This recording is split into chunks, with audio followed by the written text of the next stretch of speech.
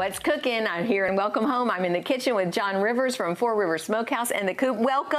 Hi, Barbara. Thank you so much. Always good to have you with us, and things are smelling good. When I walk in here into the kitchen, it's like, John's already been working really, really hard. Tell us what we're making today, John. Actually, one of my very favorite Italian dishes. When I go to somewhere, or an Italian place, I want something that's light, that's got a little bit of nice, unique flavors, other than a red sauce itself. Okay. And this dish is actually very easy to make at home. Okay. You know, my son makes this. Wow. It's called the date night dish. Nice. It's something that's very impressive that you can make. It's a chicken piccata. And the piccata piece of it, what I really love about it is that it's got a lot of fresh flavors in it. It's got lemon and artichoke, which are two of my favorite. And it's got some nice salt to it that comes through the capers. Oh, good. So let's see if you want to, we'll put it together. Okay. Okay, very easy. And I'm going to use chicken, but you can also use veal. You can use other, white items to it. I've actually seen it in pork as well. So I took a chicken breast and I simply butterflied it. And what that allows it to do is cook a little bit more evenly all the way through.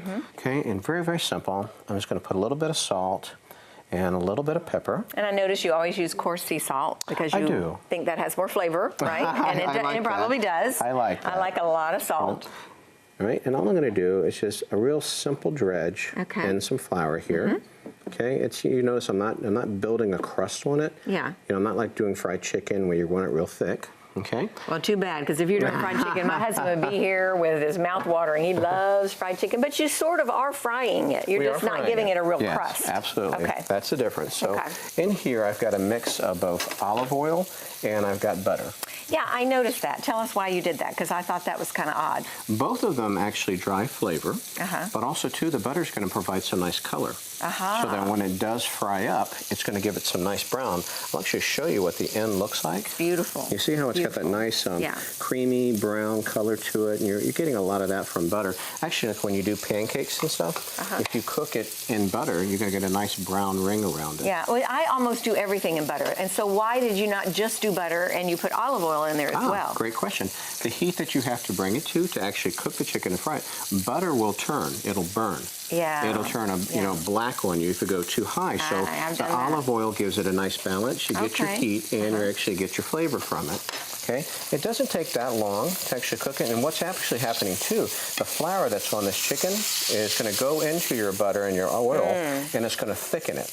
Okay. So for the sake of our time, I'm going to go ahead and take this one out. Okay. Recognizing it's going to look like this. Yes. Nice color to it when you're finished with it. My flour now is in my butter. Okay, so I'm thickening it. Now I'm going to make the sauce using the exact thing that I just cooked in itself. So can we call it gravy? Yes. You know, it's so funny you say that. I love a good gravy. You know, a basic red sauce to a lot of old Italians, you know, the old world flavor, the call of it was actually called gravy. Was it really? Yes, yes. They didn't call it sauce. What about piccata? What does that mean? I know we're doing chicken piccata. Piccata actually comes from a combination of lemon and butter. So that was lemon juice. That was lemon juice. I put it in there. Oh, that's smelling really good. You see, I'm taking it off my heat because I put my garlic in. And that garlic, you don't want it to burn. Because it turns bitter. You taught me that, right? Now, what did you just pour in there? Okay, this is a chicken broth. Okay. So now, where do you get the chicken broth? Is it just from you just buy it? Yes, you can buy it in a box typically. You know, or right at Publix. You can get it very easily from there. Okay, so I got my lemon juice in there. That looks good. And I've got my chicken broth, and I've got some nice garlic going. And all I'm doing is I'm cooking this down, and it's going to make ultimately the sauce, that we're going to pour on top of the chicken that we just fried. So that's parsley. Put a little bit of parsley in there. Now here's my next question to you, John.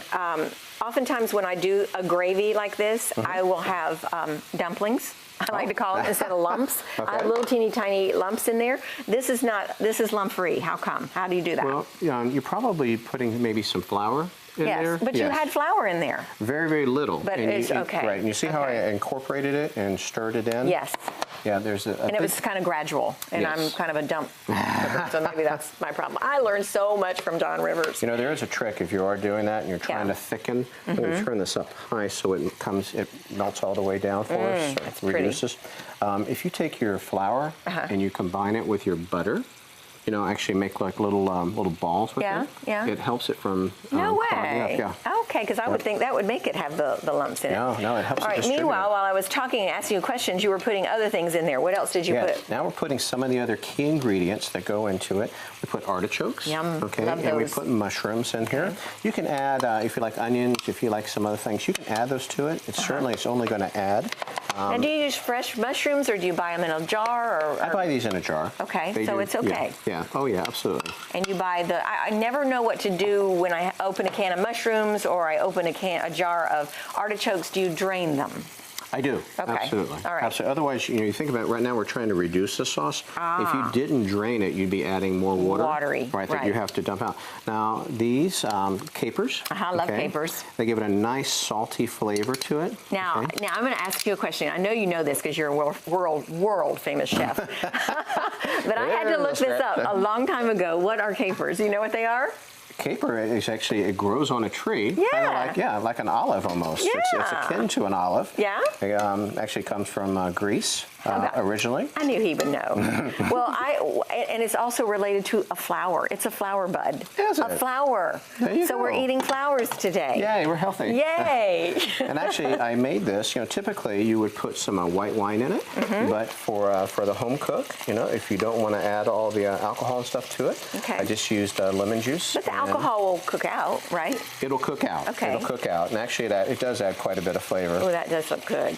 All right, so you see how I'm getting thick in there? Yeah. Okay, and if I had cooked more chicken, I'd have more flour, and it would even come up a little bit more. I'm going to go ahead and put a little bit more parsley. You smell that? You need to be careful with your son doing this with dates. You said this is a great date night. Watch out for that boy of yours. He's going to impress some women with this dish. You see how quick it goes? Okay.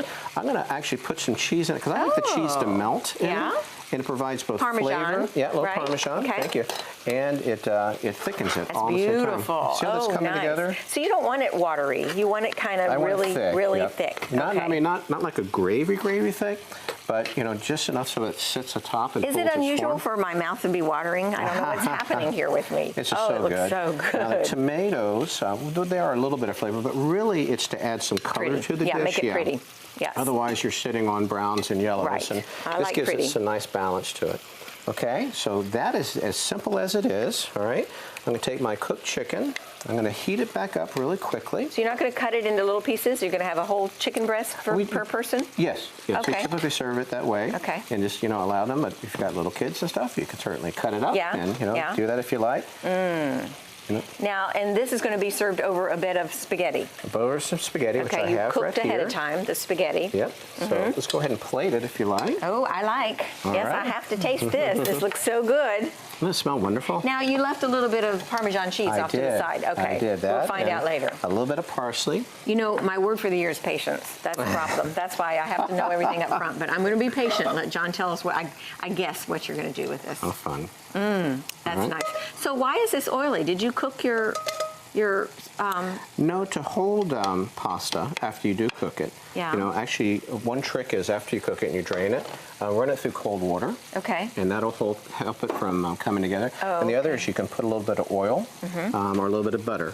And I love, just like rice, when you make rice, I like butter in my noodle. Me too. And it gives it such a nice flavor to it. I like butter in just about everything. That's why I was surprised you used butter and olive oil. But John, this looks so good. So beautiful. Now, do you serve this at the coop? No, this is, it's so funny. Everyone thinks that we just make barbecue and fried chicken and stuff. Or, actually, there's a lot of other things that I really enjoy cooking. At the coop, I know. This would be great at the coop, right? Yeah, well, it's not very southern. True. Isn't that pretty, though? That's gorgeous, Gives us a nice red. All right, I've got my nice sauce just right in there. Okay. All right. Now we're going to go ahead and top it with some remaining items. I like a little squeeze of lemon. Okay. To give it a nice fresh. Wow. That makes it pop and lifts it up a little bit. Okay, a little bit of Parmesan. Oh, my husband would love this. This is definitely going to go in our repertoire of dinners that I cook once a month. Just kidding. I do cook. I cook every night, viewers. Don't listen to me, but I don't cook like this. Isn't that pretty? It's gorgeous, And you John. see we just made that, probably 7-8 minutes? We did. Yep, we did quick. that well together, didn't we? It's a nice, quick dish you can make. Very fancy. Lots of wonderful flavors. I'll let you cut yours if you wish. I would love it. Thank you. All right, let's see what the verdict is. I can only imagine. I'm going to get a little tiny piece of the chicken. Right? That's right. A little bit of the... And see how simple we season the chicken too? Yes. It's just salt and pepper and flour. All right. Little chicken, little artichoke, little noodles. Yes? That is so good. Oh, good. That is definitely a keeper. For this recipe, others by John Rivers, 4 River Smokehouse in the Coop, go to our website, right? Our website. Thank you so much. You're very, very welcome. We'll be back, viewers. Don't go away.